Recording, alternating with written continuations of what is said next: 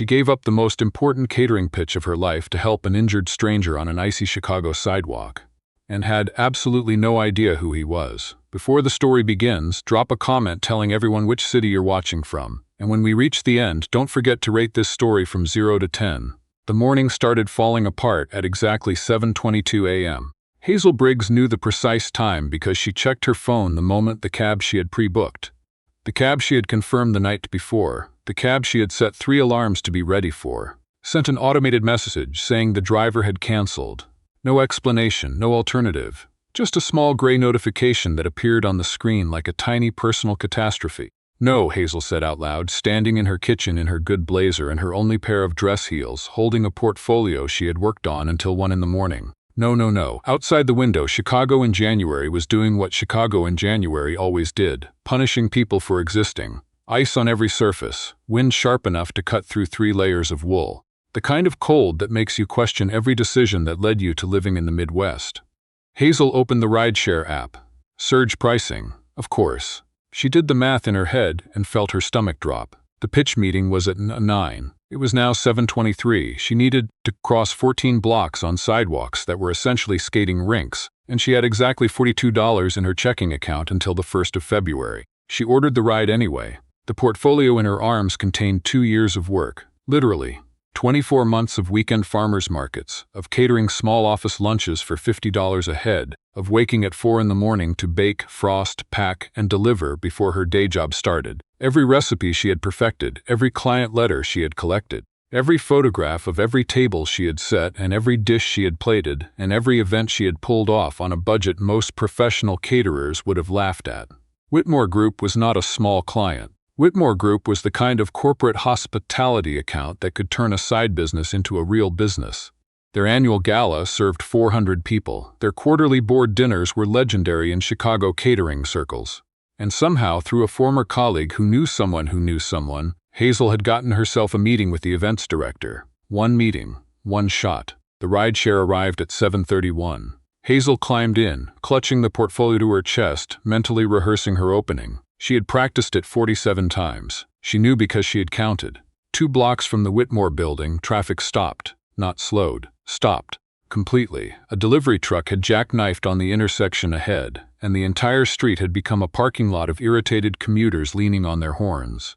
Hazel looked at her phone. 8:48.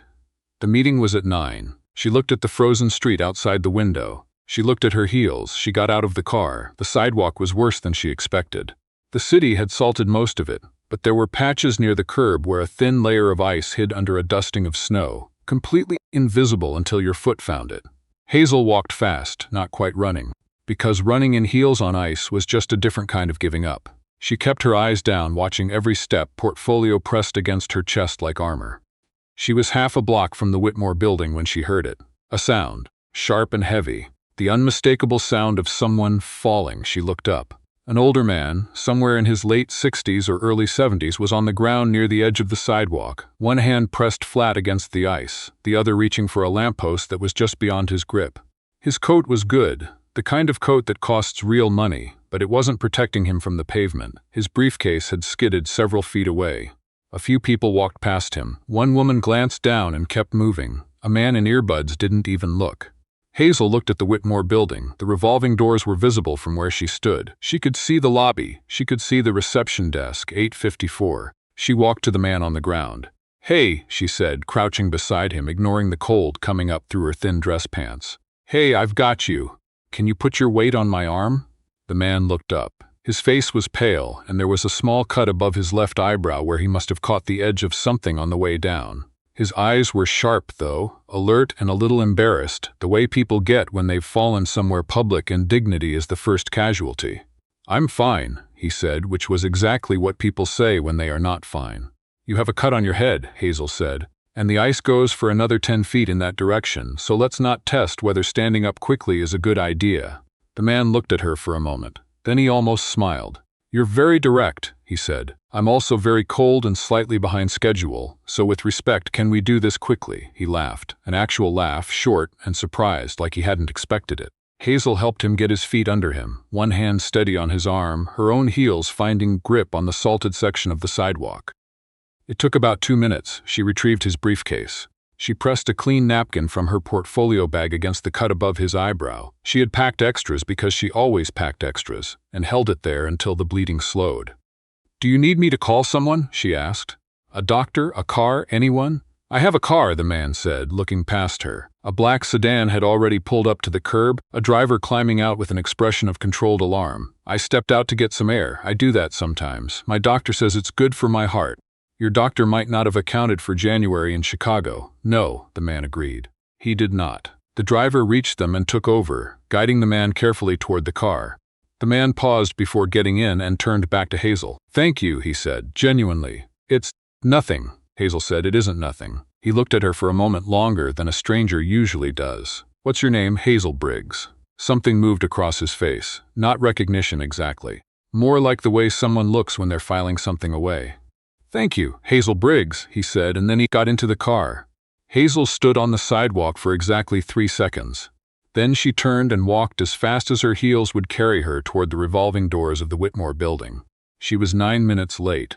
The events director, a woman named Catherine who had the kind of posture that suggested she had never once been 9 minutes late to anything in her life, looked up from behind a conference table with an expression that communicated exactly how she felt about tardiness. "Mrs. Briggs," Catherine said, "we were about to move on."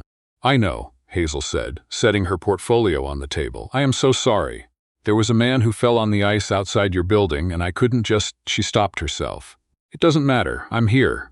Can I have 20 minutes? Catherine studied her for a long moment. 15, she said. It was enough. Hazel had prepared for 45 minutes, so 15 forced her to cut every single unnecessary thing and get to the heart of what she actually did well. She showed the photos, she talked through the menus, she explained her sourcing, her pricing, her timeline. She was direct and specific and did not once reach for a phrase she didn't mean. At the 12-minute mark, Catherine's assistant leaned in and whispered something. Catherine nodded. "I'll be honest with you," Catherine said. "I have 3 other vendors to meet this week.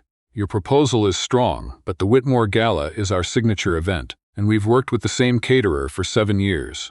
Change makes our board nervous." "I understand," Hazel said. "I'll be in touch," Catherine said, which was the business equivalent of "we'll call you," which was the business equivalent of "we won't." Hazel thanked her, gathered her portfolio, and walked back to the elevator. She pressed the lobby button and stood there in the small metal box, watching the numbers descend and refusing to let herself cry until she was outside, which she had promised herself was the rule. She made it through the lobby. She almost made it through the revolving door. She was standing on the sidewalk, breathing cold air, when her phone rang. Unknown number. She answered anyway. "Ms. Briggs," a man's voice. Calm, unhurried. "This is Arthur Whitmore." Hazel went very still. "I'm the founder of Whitmore Group," he continued. "I believe we met briefly this morning under somewhat unfortunate circumstances. The man on the ice, the coat, the cut above the eyebrow, the briefcase skidding across the sidewalk." "You," Hazel said. Then, catching herself, yes, I remember, all right, the cut. A small bandage. Nothing dramatic." There was warmth in his voice, dry and measured but real. "I understand you had a meeting with my events team this morning." Hazel closed her eyes. "I did, and that you arrived late because you stopped to help me." "It wasn't, I would have stopped for anyone." She paused. "I'm sorry I was late. That was my fault, not yours." A brief silence. "Miss Briggs," Arthur Whitmore said. "I'd like you to come back. Not to pitch. Just to cook." She didn't understand at first.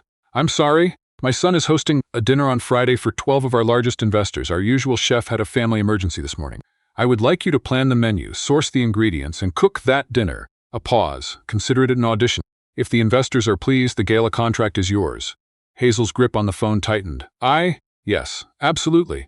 Yes, my assistant will send you the details." Another pause, and she had the feeling he was almost smiling. "Try to give yourself extra time Friday morning. The forecast says ice." He hung up. Hazel stood on the frozen Chicago sidewalk for a long moment, the cold completely irrelevant, holding a phone and trying to decide if she was dreaming.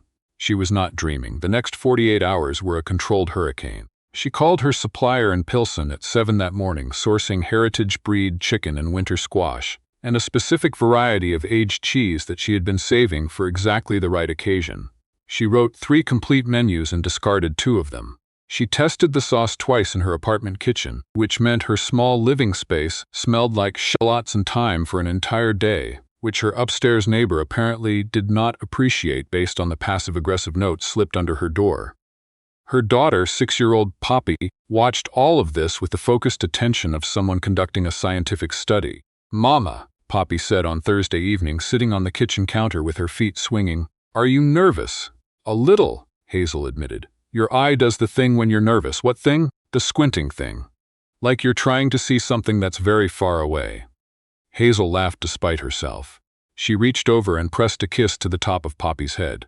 "I'll try to stop squinting. What if they don't like your food? Then I'll figure out something else." Poppy considered this with the seriousness that 6-year-olds apply to existential questions. "But what if they do like it?" "Then," Hazel said, "we get to stop worrying about the roof for a while." Poppy seemed to find this a satisfactory answer. "I'm going to tell Mrs. Donahue that my mom cooks for important people," she announced, hopping off the counter. "Not yet," Hazel said. "Let me actually cook for them first."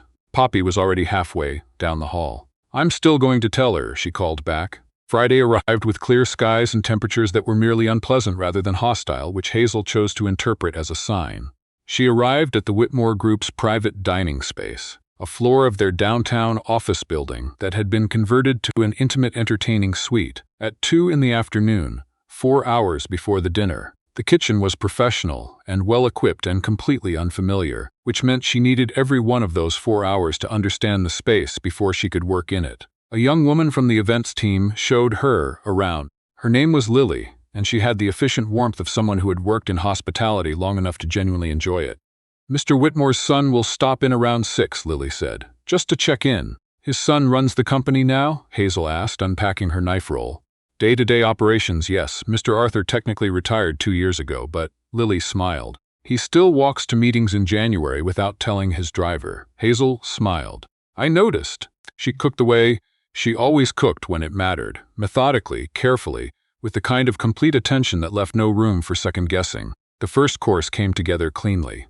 The entree went exactly as tested. By 5:30, the kitchen smelled like something she was actually proud of, and that was the best sign she knew. At 6:15, the door to the kitchen opened. "Miss Briggs?" She turned around, a wooden spoon in one hand, a dish towel over her shoulder, and saw a man standing in the doorway, tall, dark jacket. The kind of face that belonged to someone who made large decisions without appearing to find them particularly dramatic. He was looking at her the way people look when they've been told something about a person and are quietly deciding whether it's accurate. "I'm Cole Whitmore," he said, "Arthur's son. I wanted to introduce myself." "Hazel Briggs," she said. "I'd shake your hand, but mine have been in chicken stock for the last hour." Something shifted in his expression. Not quite a smile, the suggestion of one. "My father told me what happened Wednesday morning," he said, leaning against the doorframe with a kind of ease that didn't seem performed.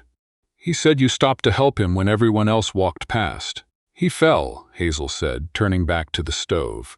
"You don't just walk past someone who fell. Apparently several people did. That's their problem."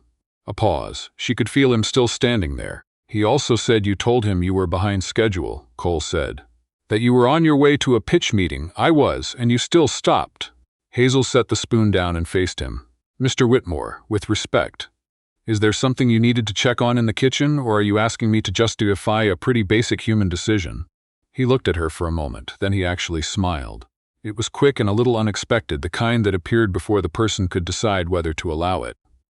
"Neither," he said. "I just wanted to meet you." He pushed off the doorframe. "It smells remarkable in here, for what it's worth." "Thank you," she said. "That's the shallots." He left. Hazel turned back to the stove and noticed that her heart rate had done something mildly unreasonable for someone who had just been having a professional conversation about shallots. The dinner went beautifully. She could hear the conversation from the kitchen, the way the volume in the dining room rose and stayed high, which in her experience was the surest sign that people were enjoying themselves. At the end of the first course, Lily appeared in the kitchen doorway with wide eyes and a thumbs up. At the end of the entree, one of the investors apparently asked twice who the caterer was. When the guests were on dessert, Cole came back to the kitchen. "They want to know if you'll do the spring gala," he said. Hazel set down the pastry brush she was holding very slowly so she wouldn't drop it. "That's yes." "Of course." "Yes. We'll have Catherine reach out Monday with the contract details." He paused. "And for what it's worth, my father was right." "About what?" "He said the food would be the best thing at the dinner." Cole glanced toward the dining room, where the conversation was still bright and warm. He was correct. Hazel looked at him. Your father is a very kind man. He is, Cole agreed. He's also an extraordinarily good judge of people. He always has been. A pause. He said you told him it was nothing, helping him. It wasn't a big deal. To him, Cole's voice was even, but something underneath it was not. He has a heart condition. That fall could have. He stopped. He doesn't tell people about the heart condition, but when he came back to the office Wednesday, he told me about you. Hazel didn't know what to say to that. She picked up the pastry brush again, just to have something to hold. I'm glad he's all right, she said. So am I. Cole looked at her for a moment that lasted slightly longer than a professional moment typically lasted. Can I ask you something? Sure. Why catering? You clearly have real talent. You could work in any kitchen in the city. Hazel thought about it honestly. Because I have a 6-year-old daughter and I need to be the one who picks her up from school. Restaurant kitchens don't let you do that. She shrugged. Catering lets me build something that fits my actual life, not the life someone else decided I should have. He was quiet for a moment. That's a better answer than most people give to that question, he said. What question do most people give it to? Why do you do what you do? He paused. I ask everyone I hire. I like to know what actually drives people. And what's the usual passion, he said, with mild inflection that communicated exactly what he thought of that. Always passion. Very rarely something true. Hazel smiled. Passion is a fine answer if you also mean rent. Cole laughed. It was the first real one, unguarded and sudden, and it transformed the whole shape of his face for a second before composure returned. I'll let you finish, he said, stepping back toward the door. Monday Catherine will call. Thank you, Hazel said, for the opportunity. He paused at the door. You earned it, he said. My father falling on the ice is not something I would recommend as a business strategy, but the dinner was yours regardless. He left. Hazel stood in the kitchen with a pastry brush and a very unresolved feeling, and the distant sound of 12 investors having a very good time. 3 weeks passed. The Whitmore Gala contract was signed, the deposit cleared. Hazel sat in her car in the parking lot of her daughter's school for 5 full minutes after seeing the number, just breathing, because she had worked for 2 years toward a number like that, and she had no idea what to do with her body now that it existed. She paid her lease 3 months in advance. She bought Poppy the art set she had been asking about since October. She took her neighbor, Mrs. Donahue, to lunch, which made the older woman cry a little, which made Hazel cry too, which they both agreed not to mention again. Cole Whitmore called on a Tuesday, not Catherine, not Lily. Cole. I wanted to check in on the gala planning, he said. How are the vendor negotiations going? They talked for 45 minutes about logistics. Somewhere around minute 30 it stopped being about logistics. He asked about Poppy. She had mentioned her name once in passing, in the kitchen, and he had remembered. She asked about Arthur. Cole said his father had taken to telling the story of the icy sidewalk to everyone he met, which had become something of an embarrassment. He told it at a board meeting, Cole said. He did not. He did, completely unprompted. We were discussing Q4 projections, and he said, and I quote, "Before we continue, I want to tell you about a woman I met on the sidewalk." Hazel pressed her hand over her mouth. What did the board do? Listened, Cole said. He's the founder, they always listen. A pause. Also, the story is genuinely good. After they hung up, Hazel sat at her kitchen table for a while in the particular silence of a house where a child has recently gone to sleep, and thought about the fact that she had just spent 45 minutes on the phone with a man she was definitely, professionally, absolutely not thinking about in any non-professional way. She was not convincing herself of this very successfully. The Wednesday before the gala, everything went sideways. She found out at 8 in the morning when her produce supplier called to say that the heritage breed chicken she had specified, the centerpiece of the main course, the item she had built the entire menu around, had a supply issue and would not arrive in time. Hazel sat on the edge of her bed in her pajamas and stared at the wall. Okay, she said out loud to the wall. Okay. She called 3 other suppliers. The first 2 couldn't meet the timeline. The third could get her a partial quantity, enough for 60% of the plates. The gala was serving 400. She rebuilt the menu in 2 hours, shifted the protein, restructured 2 courses to make the substitution feel intentional rather than reactive, called her prep team with the updates, updated the printed menu cards with Lily via email. By 11. By noon she had a plan that was different from the one she had practiced but was, if she was honest, possibly better. Cole texted at 12:30. She had not given him her number. He had apparently gotten it from somewhere, which she decided not to think about too carefully. Lily told me about the supply issue. Are you all right? She stared at the text for a moment, handling it. She wrote back. New menu is actually stronger. A few minutes passed. I don't doubt it, he replied. But let me know if you need anything. She didn't need anything, but she sat with that text for a moment longer than was strictly necessary. The gala was on a Saturday. Hazel arrived at the Whitmore venue at noon. Her team arrived at 1. By 6, the kitchen was running with the focused, controlled energy of people who knew what they were doing and why they were there. At 6:30, the first guests arrived. At 7, the first course went out. At 9:15, when the entree was being cleared and the kitchen had reached that particular moment of collective exhale that comes after the hardest part of service is finished, Cole appeared in the kitchen doorway. He was in a suit. She had only seen him in less formal clothes before in the context of the working kitchen, and the suit did something slightly unfair to the general situation. 400 people, he said. 0 complaints. 6 compliments sent directly to my phone. How many compliments usually come in during service? 0, he said. People compliment after, not during. Hazel turned back to her station mostly so she had something to look at that wasn't him. The substitution worked then. The substitution was the best thing on the table, apparently. He came farther into the kitchen. Miss Briggs. Hazel, she said. A pause. Hazel. He said it once, like he was deciding whether it fit, and apparently decided it did. My father is in the dining room. He's been telling every person at his table that you saved his life. I pressed a napkin to a small cut. In his version, the cut is slightly larger. Hazel laughed. Grandfathers. He is not technically a grandfather yet, Cole said. His voice had shifted just slightly. He's been very clear that this is something he intends to address in the coming years. Hazel turned to look at him. He was looking at her with an expression she was having some difficulty categorizing professionally. That sounds like pressure, she said. It is constant and entirely good-natured, and I have no defense against it. He put his hands in his jacket pockets. He likes you, you know. He has since the sidewalk. He said you were the first person in a long time who treated him like a person and not a name. Hazel was quiet for a moment. He seemed like he needed someone to. He did.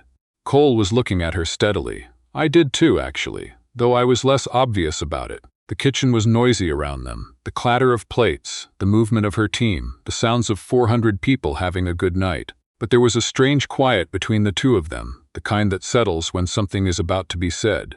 I'd like to ask you something, Cole said. And I want to be clear that it has nothing to do with the gala contract, which is already yours regardless of your answer. Hazel raised an eyebrow. That's either very reassuring or a very good setup, both, possibly. He took a breath. My father's birthday is in 3 weeks. He wants a small dinner. Family and a few people who actually matter to him, his words. He asked if you would cook. I'd be glad to, Hazel said. He also asked if you'd come as a guest, Cole said, not the caterer. A guest. And when I told him that was an unusual request, he said, and again I'm quoting directly, Cole, stop being obtuse and just ask a woman to dinner. Hazel looked at him for a long moment. Your father said that? He did. Is he asking me to dinner? She said carefully, or are you? The corner of his mouth moved. My father is asking you to his birthday dinner, Cole said. I am asking if you'd want to stay after, when the family part is done, and get a drink with me, somewhere that isn't a professional kitchen. Hazel thought about 2 years of 4 in the morning alarm clocks. She thought about $42 in a checking account and a portfolio she had carried across 14 blocks of ice. She thought about a small girl who had told her teacher that her mother cooked for important people before any important people had actually confirmed this. Yes, she said, to both. Cole smiled. The full one this time, not the suggested one. It did what she had suspected it would do to the general situation. Good, he said. I'll let my father know. He's going to be unbearable about it. I don't mind, Hazel said. Cole left the kitchen. Lily, who had been standing near the dessert station pretending to count plates, did not pretend very convincingly. How long were you standing there? Hazel asked. Long enough, Lily said and smiled. The birthday dinner was small and warm and full of people who clearly loved Arthur Whitmore without performing it. He sat at the head of the table and told the story of the sidewalk twice, and the second time, Hazel was at the table to hear it, which meant she got to watch him describe himself as helpless on the ice, with an expression of absolute dignity, and she had to press her lips together to keep from laughing out loud. Poppy had asked a great many questions before Hazel left that evening. Most of them involved whether Mr. Whitmore's son had a dog, whether the birthday dinner would have cake, and whether important people ate the same food as regular people. They do, Hazel said. Does he like dinosaurs? Poppy asked, apparently finding this a relevant qualifier. I don't know yet, you should ask, Poppy said with the authority of someone who had strong opinions about what made a person trustworthy. After the family dinner wound down and the other guests had left, Hazel and Cole sat at a small bar 3 blocks from the Whitmore building and talked for 2 hours about things that had nothing to do with catering contracts or investor dinners. He asked about Poppy. She asked about the company. He asked how she had learned to cook. She told him the real answer, which involved her grandmother's kitchen in Ohio and a winter she would rather not revisit, and he listened in the way that people listen when they're actually present and not simply waiting for their turn. "Can I ask you something?" she said, somewhere in the second hour. "Yes, why did you come to the kitchen that first Friday? Your events team was handling everything. You didn't need to check in." Cole looked at his glass for a moment. "My father called me from the car," he said, "after the sidewalk. He said he had met someone and that I should pay attention when she came to cook dinner." He looked up. "My father has not said anything like that in 6 years. Not since your mother," Hazel said quietly. "Not since my mother." A pause. "He was right," Cole said. "I paid attention." Hazel looked at him across the small table, at the particular expression of a person who carries things carefully and is considering for the first time in a long time putting something down. "Me too," she said. Outside, Chicago in February was doing what Chicago in February does. Still punishing people, but marginally less. The kind of cold that's become familiar. The kind you stop noticing eventually because you've decided to stay anyway. 3 months later, on a Saturday morning that came in clearer and warmer than it had any right to be, Poppy met Arthur Whitmore in the lobby of a museum and spent 45 minutes explaining to him, with great seriousness, why the Cretaceous period was superior to the Jurassic period. Arthur listened with the full attention of a man who had run a company for 30 years and knew exactly how to make a person feel that what they were saying mattered. Cole stood slightly to the side and watched his father, and this small, opinionated child conduct what was clearly the most important conversation either of them had had all week. Then he looked at Hazel, who was watching the same thing, and she was smiling in a way he had never quite seen before. Open and easy and completely unguarded, the way people only smile when they're not thinking about smiling. He thought about a phone call from a car on an icy morning. About his father's voice, calm and specific, saying, "I met someone today. Pay attention." He thought about a woman in a kitchen with a dish towel over her shoulder, telling him she didn't walk past people who fell. "He's going to tell her the sidewalk story," Cole said quietly. "I know," Hazel said. "He'll tell it twice. I know that too." Cole reached over and took her hand. It was a small gesture, unhurried, like something they had already been doing for years. She didn't pull away. She turned her palm up and held on. Across the lobby, Arthur Whitmore caught Cole's eye over Poppy's head. He raised an eyebrow slightly. Cole shook his head slightly. Arthur looked extremely pleased with himself. Some things, Hazel thought, begin the exact moment you stop choosing yourself over someone who needs you. Not because self-sacrifice is always wise, but because who you are when nobody's watching, when there's nothing in it for you, when the choice costs you something real. That's the only version of yourself that's actually yours. She had given up a pitch meeting to press a napkin to an old man's forehead on an icy sidewalk, and somehow, without planning it at all, she had found her way home. Have you ever stopped for a stranger when it would have cost you something real? Leave your story in the comments, and on a scale of 0 to 10, how would you rate this one? Subscribe to Tender Love Stories and hit the bell. We have new stories for you every week.